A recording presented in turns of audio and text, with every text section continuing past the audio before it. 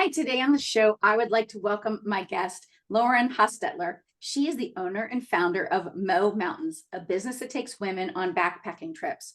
And what I love is that she is trying to help women come together and get them outside. And she's seen powerful things happen when they're on these trips. And I can't wait to share those stories with you.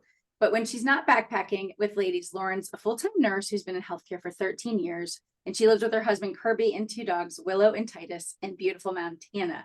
And you guys, this conversation is going to be so good. And I can't wait to share it with you because we're going to dig into all the things that might be holding us back in life. We're going to talk about building community and friendships. We're going to talk about the importance of getting in nature, about doing things that challenge us, and stepping out of our comfort zone. And we're just going to talk about unplugging and why that's so important. So I want to welcome Lauren today. Welcome, Lauren.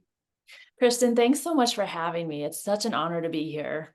Oh, I love it. And as I shared with you, I think before we actually connected today, is that I actually hope to in the future do some adventure retreats with women, not so much being the hiking guide, but just more get women in a communal setting like that. So this is really near and dear to my heart. And I love what you're doing with to help women.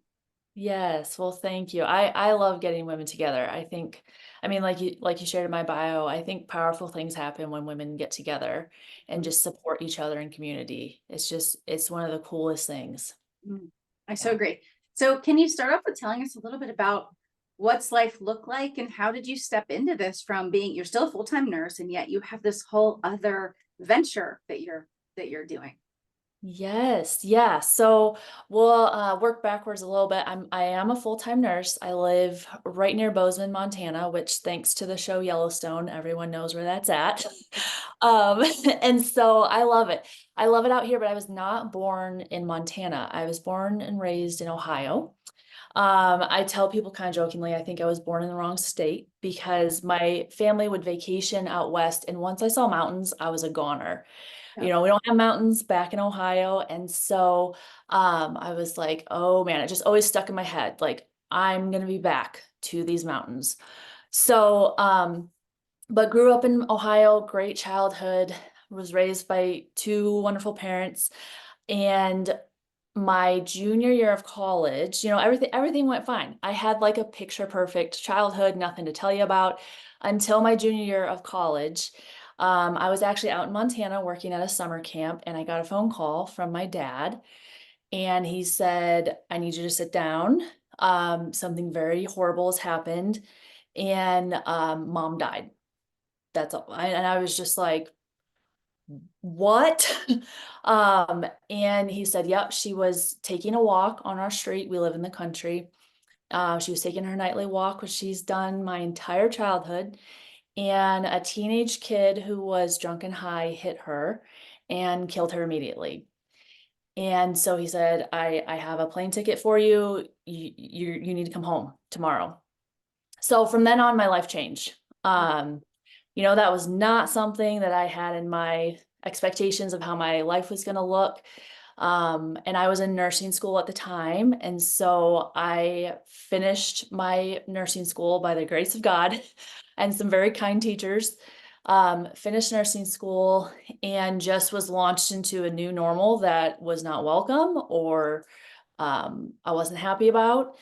And it just kind of started off, a couple of years of just grieving and trying to deal with just the circumstances that I was handed. I went through a couple of years of being extremely angry and making some really, destructive decisions. Got into alcohol pretty good and the whole party scene. And I remember I started travel nursing, and I was sitting in my apartment, hungover on my floor on a Sunday morning, and I was just like, what am I doing with my life? Like I'm not going anywhere. It's just this meaningless circle of parties and being angry and going from travel assignment to travel assignment. And my parents, I grew up in the church, so I'm a person of faith. I have a relationship with God, and I just remember, and I was angry with him for 3 years and wanted nothing to do with him. And I remember sitting on that floor being like, since I've walked away from God, my life has not gotten any better. In fact, it's gotten so much worse. And I think I need to get back in relationship with him. So slowly started to strengthen my relationship with him again. Um, and then I moved to Montana, and I was on speaking terms with him again, and going back to church and all of that, and just really healing and letting him help heal me. And nature was a huge part of that. So I would go hiking in the woods, I would go on backpacking trips, and that was the time where I could just unplug. I could clearly process things. I journal a lot, so I could journal all my thoughts and feelings, and it was just a really safe place to just be unfiltered. And so I would say a lot of my healing happened in the mountains and in his nature. And fast forward, I've lived in Montana 7 years. And this past year, I felt that he was calling me to start a business that takes women backpacking, because that's not readily available for a lot of women. There's a lot of fear surrounding, getting out and doing something like that. And um, so he was just like, you need to take women for a walk in the woods and teach them how to backpack and bring them into my nature so that I can speak to them in the way that they need. I can build community, and so that's kind of the story behind Moe Mountains, and it's named after my mom. Maureen was her name, and so her nickname was Moe. So my business is named in honor of my mom. So there Oh we my go. gosh. Well, thank you first of all for sharing that, that personal story. I mean, it's just that's so, of course, that's so traumatic, right? Losing your parent, especially at that age. And I just love that, you found this healing space in nature and in the woods, and then, it became, you birthed this business, in kind of an honor to your mom, and also to the place where you were really able to heal the most. And so, first of all, that's just amazing. So I love that you were brave enough to step into it. First of all, that's just wonderful. But you Mhm. said so many things that are so relevant. And so I think the first thing is you're right. I think as women, or a lot of women, we seem to have more this feeling like, I don't know if I can do that, or being a little afraid, like, well, it might be unsafe in the woods, right? Or something might be unsafe, because most of our lives as women, there has been messages, I think, that have been said to us, like, make sure you're watching when you go to your car, make sure. And I'm not saying those aren't good things to do. We should be safe and we should be aware of our surroundings.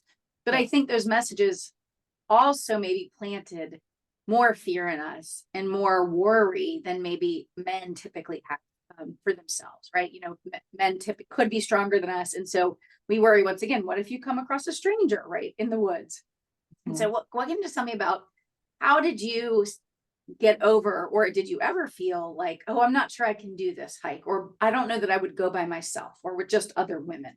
So what would you just tell me and others about that feeling and how you overcame it, or how other women that are going with you overcame it, that worry? Yeah, yeah.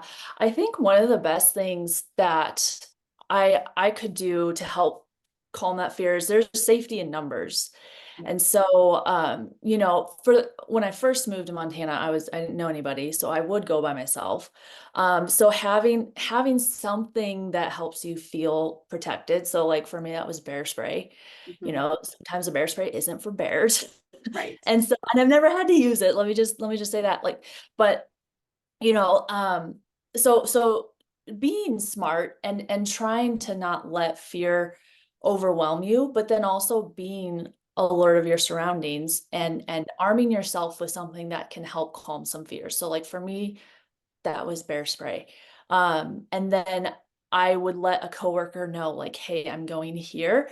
If you don't hear from me by this time, please send help, you know? Right. Right. So taking small steps like that, if you absolutely are by yourself. But then I think one of the coolest things is just finding somebody who enjoys the same things that you do and being like, hey, do you want to go on this hike? And you might have to be persistent, and it's hard to line up adult schedules, but I think that's one of the gifts that I was given is I'm a person who perseveres. And so I would just keep reaching out. Okay, she can't do it. What about this Right. person? What about this person? And just, and having people to do things with is really comforting. Mhm. Just not having to be alone is so, so important. And I don't think that we were created to do this life alone. So, Absolutely. yeah. Yeah, yeah. And so let's talk about community for a little bit. First of all, I 100% agree with you. We were definitely designed and built for community, all humans, but especially women, I mean, it's just in our nature. We're drawn to it, to conversation, sitting in a circle, whether it's around a dining room table or a fire or whatever it might be. And so, I have lots of friends. I spend a lot of time and effort putting effort into my friendships because I know how valuable they are and I know they're important. And when you find good people that you can trust and you can do things with, you can count on, that's a really special thing. And so, what just have you learned with going on these groups, hiking and just in your own life about community? Because, I talk to some women and they say, they have a hard time making a female, especially or adult female connections, especially like as you change seasons of life, like whatever's going on with you. So Mhm. have you noticed or any thoughts on that? Yeah, yeah, I do. And I get having friends in different seasons. And just real quick example, we don't have kids, and I'm almost 36. Uh-huh. So by now, most of my friends have kids, and so it's like we've kind of had to adjust, some friend groups and go out and make new friends. One of the most effective things that I've actually done, and this has happened multiple times, is I'll intentionally pray for a friend. This has happened 3 different times. Um, the first time was in college, and I was just surrounded by people, but still lonely. And I was like, God, give me that one friend, that one really good friend. Yeah. And he brought my next roommate into my life. And to this day, we're still really good friends. The next time was when I moved here to Montana. I didn't know anybody.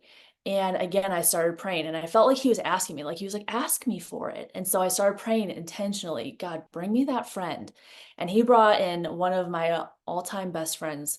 And she ended up moving away, but we still every day talk. And so it was again recent, the last couple months, I was like feeling lonely again. And I'm looking around, everyone's in a different phase of life. And so I'm like, God, bring me a friend. Mhm. And it was so cool. He just brought in another friend. And she is in the same stage of life as me, same age. And I met her hiking. And it was Awesome. the most random, like God story, Yeah. because he wants us in community, and he wants us to have friends. Mhm. And so I would just encourage, like, step one, pray for it, and pray for it until you get it, Yeah. and just be, persistent in that. Um, and then and then the other thing I would say is just you be the leader to initiate things, Yeah. because everyone's always waiting for somebody else to do it. Right. And so you be the one to text those people over and over and over again, call those people over and over. Hey, does this date work? Does this date work? And just don't take things personally, because people are so busy. Mhm. So when they say no over and over and over again, that can hurt a little bit. But um, it's just your perseverance pays off, and it is such a gift to have those couple friends who they honestly they can change your life. Yeah. So yeah, that's what I would Oh, say. I love that you shared that. And I so agree. And I even have, so for instance, locally, I have lots of friends and obviously different layers of friends, but Mhm. same thing. Some of those have been my friends for 20 years. Some I met 8 years ago or more recent, right? But it's like I was opened to having another friendship because I knew it was a different type of friendship, or maybe I do different things with them. But Mhm. even some of the people I've met online, like I'm in groups with, or, different things like that, or at events, some of them have become very close to me. Like you said, we do a monthly call, but we talk more about, building a business or ministry or things. But it's so powerful. Like I had a call with two of the women yesterday, but I had to be open to that. And it didn't start off on day one that you're the closest friends with them, but it's that you show up and you keep investing time or energy into someone else. And I think that's the other thing people forget is actually there's a book somewhere over here.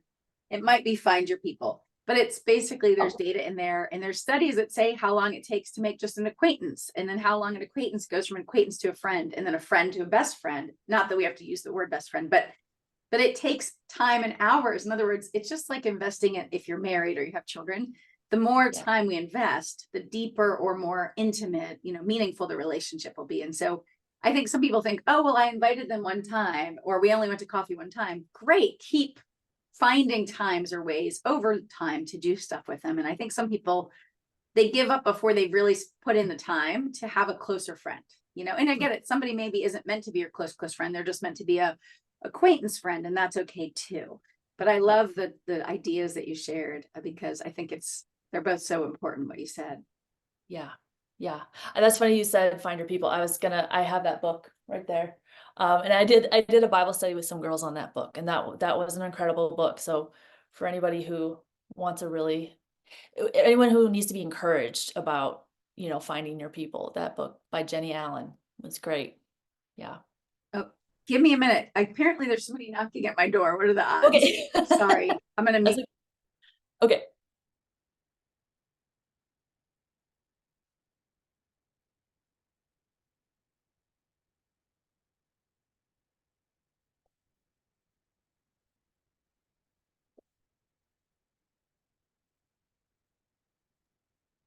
Okay, I'm back.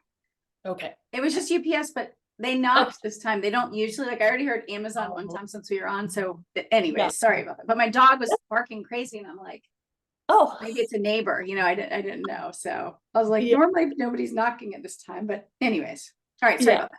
So yeah, you No, were just saying you have that book by Jenny Allen as well. yeah, yeah, and we did a Bible study on it, and I loved it because I loved how she shares, like, scientific data, but then also, like, what scripture says and what God wants for us, and they just, of course, like, always mesh Yeah, so well. But yeah, there was a few points in there that I really took home, and one of them was, like, be persistent, and you be the mhm, one who takes the initiative. Like, that was probably one of the biggest takeaways from that book. That absolutely. I so agree with you. And yeah, you're so right as well. As I have certain friends that luckily they even say this, like, keep inviting me, even if I can't come 90% of the time. Like, it makes them feel valued that they were still invited, and that you yeah, didn't forget that they're already your friend, but they're in a time where maybe things are just crazy, their schedule, or whatever's going on in their life, right? Their marriage, or if they have kids, whatever the thing is. And so, I have so many friends, lucky they say those things, right? Like, just keep inviting me. I'll come if I can. I just don't know if I can. Like, I have one friend, they've gone through different health challenges and different things. So it's like, or some people, right, with chronic health issues, they never know, depending on what's going on, when they're going to want to do something or feel up to it or not. And so once again, just like you said, be persistent and don't get your feelings hurt unless someone gives you reason to not trust them or reason to whatever, then that's a different issue. But yeah. if it's that they've been a good, becoming a good friend to you, then just believe them for what they tell you, right? Like, to actually believe what they tell you. Yes, yeah, and that's a good point to remember too, because I do have, like, one friend who keeps saying that, but the majority don't say, "Keep inviting me," and so Right. sometimes I feel like I'm bugging people, Right. but the one who said, like, "I want to be invited," and one of my friends actually told me, like, "I feel so honored that you invited me," and I was like, Yeah. "Oh, good," because I felt like I was bugging you, because I Right. was blowing up your phone over and over, but she was like, "No, I feel, like, so special that you invited me," so that's a lot of times what people are thinking, but the majority of them, I don't think say that.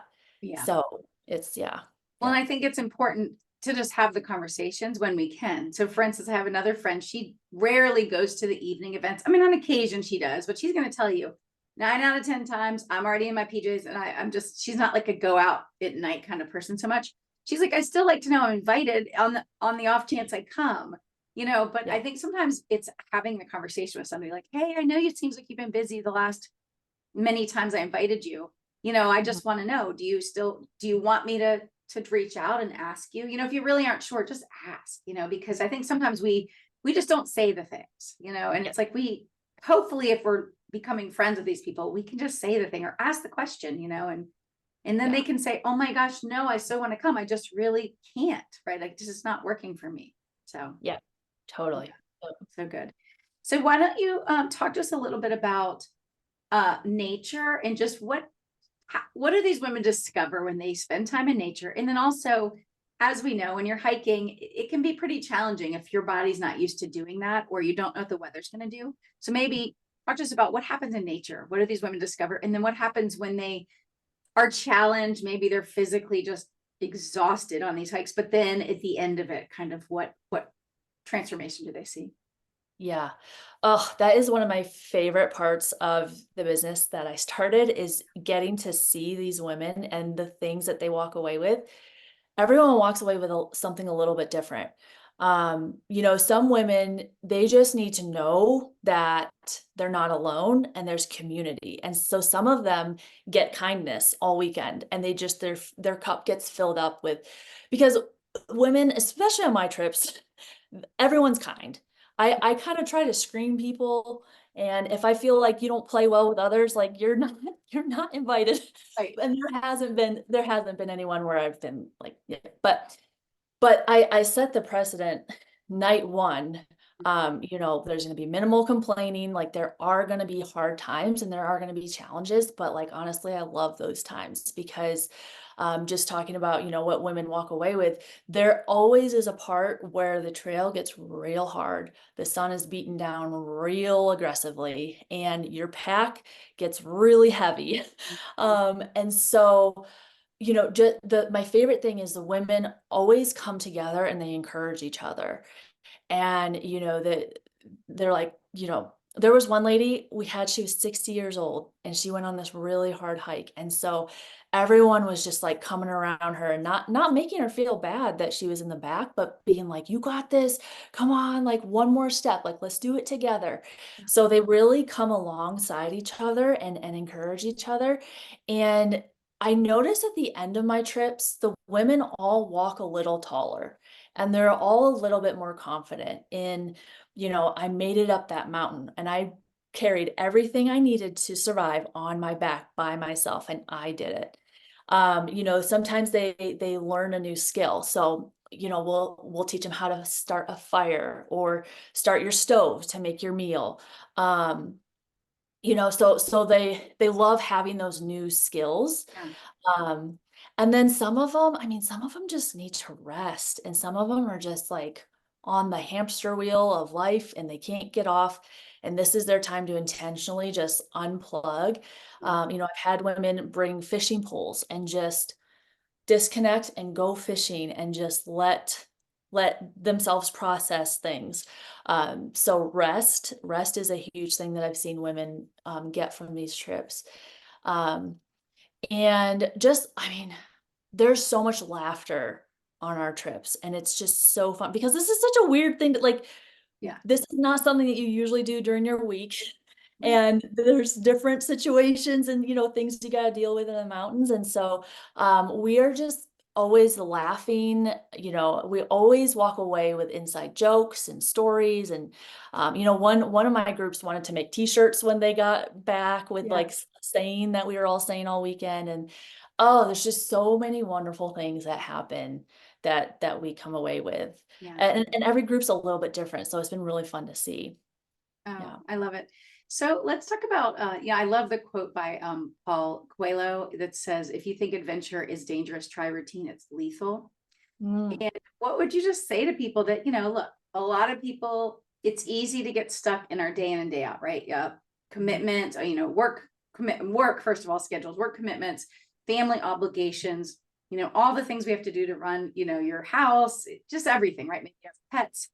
And so it can be really easy to get stuck in that, and then start feeling worn out, start feeling uninspired, just allowing stress to build. And one thing I saw was it's better to take 2 weeks of vacation or lots of long weekend breaks than it is to think that you're going to store up all the craziness of your life for 1 week of vacation. Like, it's just not healthy, they say. But yet in the US, that's typically what a lot of people do. So what Yeah. would you just say to people that maybe they're stuck in that rat race, right? They're stuck in the hustle and bustle. And so how do we step out of that more often and into nature, getting outdoors, moving our bodies?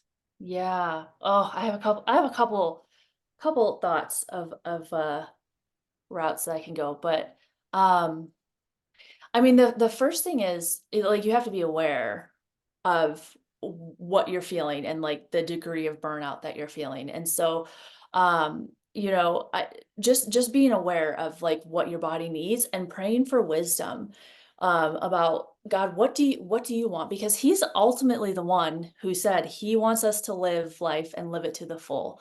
And living burned out, burning the candle at both ends is not what he had in mind. And so he's a good father and he wants to give you good gifts. And so, like, I would say, starting with him and saying, God, what do you want from me? What does my body need?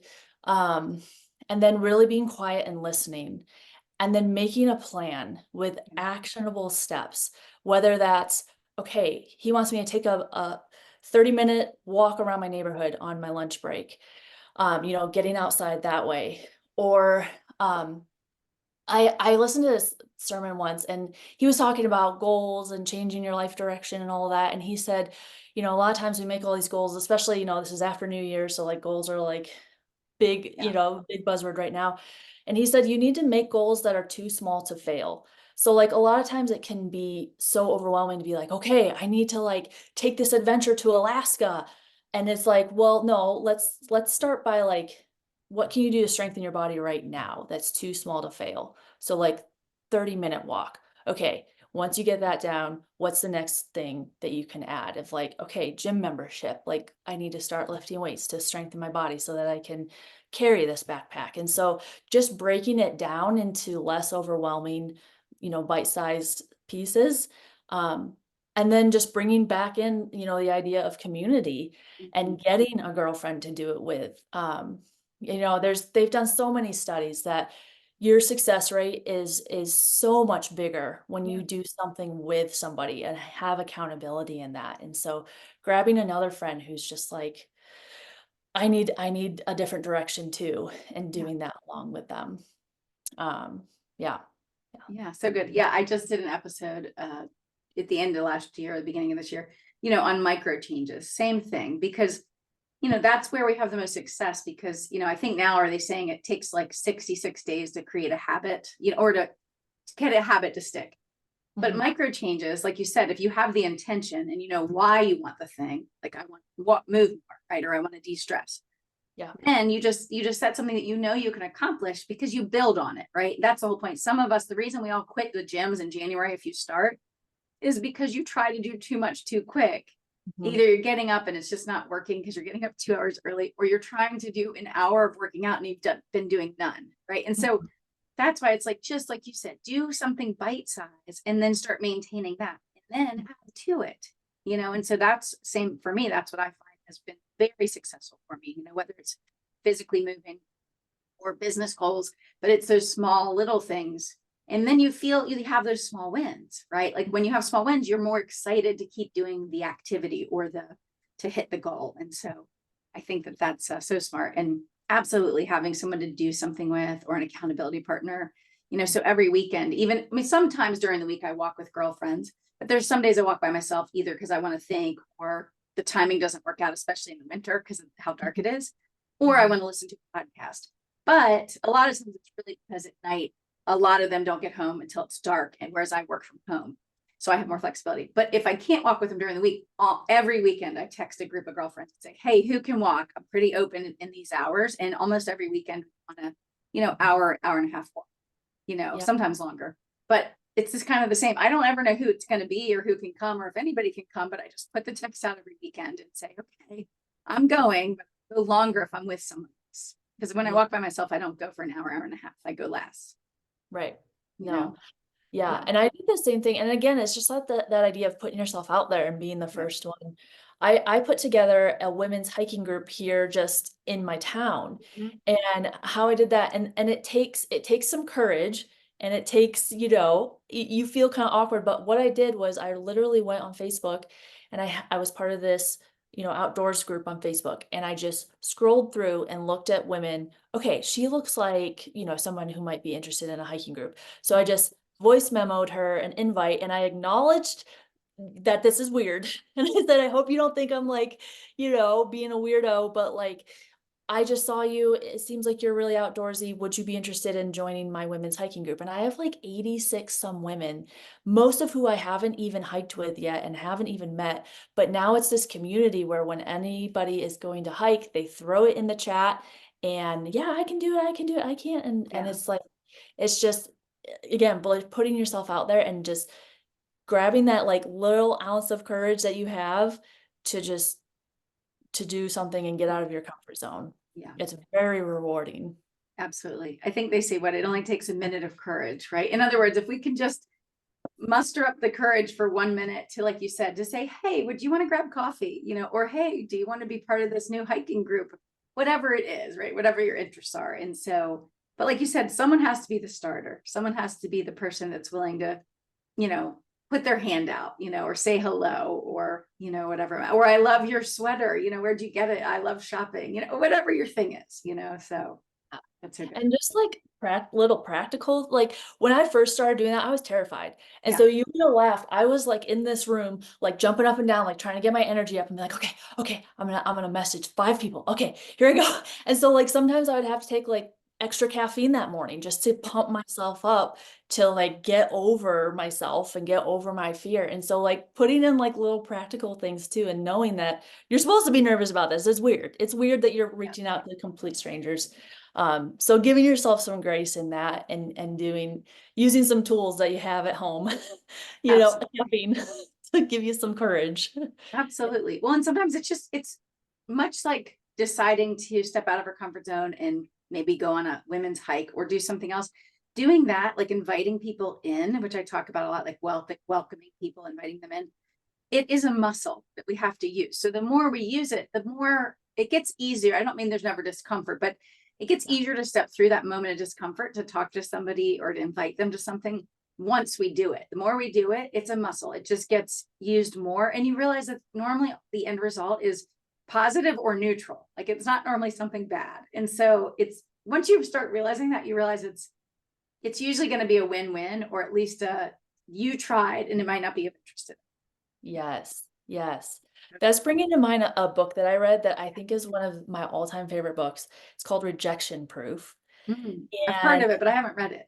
oh my gosh, that's gonna be a book that I read every year. Because he did 100 days. I can't say his name. It's a Asian gentleman, and I Yeah. can't say his name, but, he did a 100-day challenge of getting rejected for 100 days in a row, and he studied, like, your physiological response to rejection and, all of that, and it is one of the best books, Mhm. that I've read, and he was just going, into when you get rejected, 90 some percent of the time, it's not because of you, it's because of what they have going on their Right. side. And, just what you're talking about, like building that muscle. And like sometimes we have to like retrain our brain to be Yes. okay with hearing a no or doing things that are scary and realizing, like telling our brain, like, you are not going to die if these people ghost you or don't respond or say something even rude. I've gotten that. I've gotten Yeah. people saying something rude and people thinking that I'm a scammer and things like that. So that is one of the best books I've read is That's awesome. Rejection. I'll check it out. Well, yeah, and just on that point, I mean, there's so many examples of people who, even maybe in their business life have had crazy success, but it was after 100, 500, 1,000 no's, like the Jack Canfield, who was one of the creators of Chicken Soup for the Soul series and lots of other series. I Mhm. forget, but his first book, I don't know if it was no, it was for Chicken Soup for the Soul. But it's in Success Principles, this comment. But he says it took him something like 76 rejections from publishers before somebody said yes. And so to your point, there's lots of examples of that, is that we have to be okay with people saying no, or I'm not interested. But if we have the right intention, meaning that we're stepping into something and we know our intention is good, then it's okay regardless of what they say to us. And so that's the part we have to remember too. Like you Yeah. said, if God's saying to us, like, yes, reach out to this person or like start this community, then it's okay. Like just keep doing it because your intention is right, and you have good intentions basically. Mhm. Totally. Yeah, I totally agree with that. Yeah. Yeah. So any just last thoughts that you'd have just to encourage people and stepping out of their comfort zone or just stepping out of routine and just really living life to the fullest, because I 100% align with you, and I say often that basically God's calling us to a life of adventure. He's not calling us to a life of mundane. Mhm. Yeah. Yeah. No, totally. I would say, I mean, it can be so overwhelming, kind of like what we were talking about before, when you look at the whole thing of, like, let's just take an example, going backpacking to Alaska, like that's so overwhelming. But just breaking it down and taking those baby steps. Okay, what do I need to do next? Like just focusing on what is the next right thing for me to do to bring health, to bring more balance. So just breaking it down into bite-sized pieces is huge. And it just takes the overwhelm out of it. And then surrounding yourself with women that you want to be like, that you respect, that you look up to and you value what they say. I had to kind of do a couple of years ago, I kind of had to do a deep clean of my friends and just look at them and be like, okay, because you're, what do they say? You're the average of the 5 people that you spend time with, or Yeah. something like that. And I didn't like the 5 people that I was consistently hanging out. I didn't, you know, respect their lives. I didn't my life wasn't going like in a positive direction. I had to totally just kind of change some of the people who were in my circles. And that's hard and that takes time. So that might be another thing too, is just be patient, because all of these important things take time and they take perseverance. Um, and then third, I would just say, which I mean, you should always start with this one, is just touch base with God and just start with him and Yeah. just say, what do you want for my life? Because he wants so much more for you than you want for yourself. And Mhm. he has such bigger dreams than you could ever imagine. And I truly believe that he has just such good things for us. And we are living on such a small scale when we're just busy and we're Yeah. so stuck on that hamster wheel. And so just building your foundation and starting with firming up your relationship with him and being like, what do you have for me, God? What are the dreams that are in your heart for me? And what do I need to take away so that I can more easily focus on what you have for me? Because it's better than what you've got for yourself. I know that for sure. Mm. No. Oh, so said so well. I love it. That's so good. Okay, so Lauren, can you tell us how can people connect with you and learn more about Moe Mountains and, if they're interested in checking out your programs? Yes. So I do have a website for Moe Mountains. So it's just momountains.com, and Moe is MOE. So momountains.com. If you go on there, there's a couple different ways to stay connected. I have a button to click on there where it's like, I'm interested, but I don't know. So if you click that, that would be the best place to start, Yeah. because over the course of the next couple weeks, you'll just get a weekly email of like, okay, here's how our trips go. Here's what you can expect. Here's the itinerary. Here's how we're going to prep you physically. Mhm. So it just lays out step by step what you can expect. And because backpacking is not for everybody. I don't Right. I love it. I think it's the best, but I know it's not everybody's for everybody. Right. So the website would be the best place. I'm also very active on social media. So there's a Moe Mountains social media, and it's just at Moe Mountains. You can follow my personal too, because I'll share everything that Moe Mountains does. So I'm just on there as Lauren Hostetler. So I think those are the main ways that you can stay connected and get the information you need. Awesome. Well, Lauren, thank you for taking the time to join us today and just sharing so much encouragement with us and just good ideas for us to think about in our own lives. Like you said, everything from being willing to get, to extend an invitation to pruning the things in our lives and just being willing to try new things, and just allow God to do even bigger things in our life because we're willing to say yes. Yeah. Well, thanks so much, Kristen, for having me. I really appreciate just the opportunity you've given me to share with your audience. Thanks. Oh, thank you.